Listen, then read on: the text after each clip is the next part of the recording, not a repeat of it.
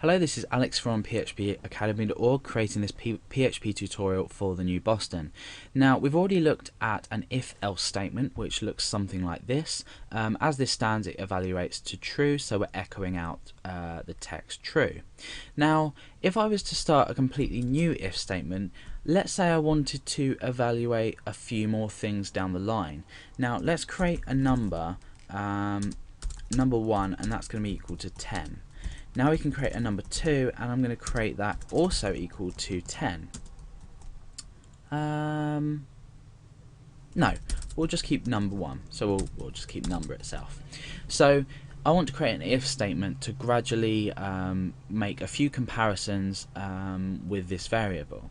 So if I was to say if number equals 10, so this is equal to 10, echo equal to 10.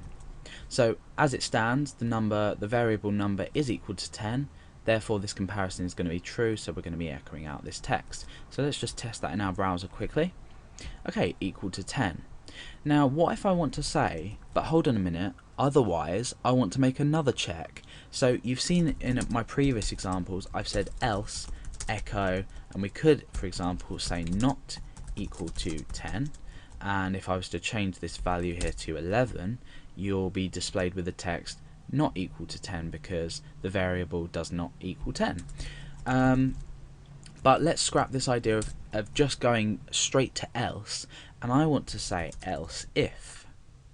So I'm basically combining if and else to make else if, and then I just do exactly the same structure and I do another block underneath that. So else if, and here what we can do is, before just jumping to else and saying no, this doesn't equal and this is evaluated to false, we can make another comparison and we can do another evaluation.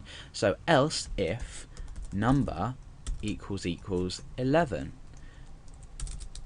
and we can now say equal to 11. Oh, if I can spell it. So equal to 11.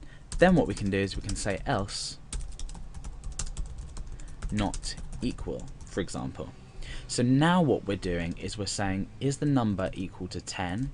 If it is, echo out this text equal to 10. Otherwise, is this text equal to 11? And if so, we echo out the text equal to 11. Now remember, before when I changed this to 11, it said not equal. But now I've changed it to 11, this will be evaluated to true, or this here in particular will be evaluated to true, therefore this is going to be executed. So let's refresh the page, equal to 11. Again, we can change this up here back to 10, so it's performing this check here, and we refresh, equal to 10. But if we were to go as high as 12, we haven't got a check here for it to be equal to 12, therefore not equal.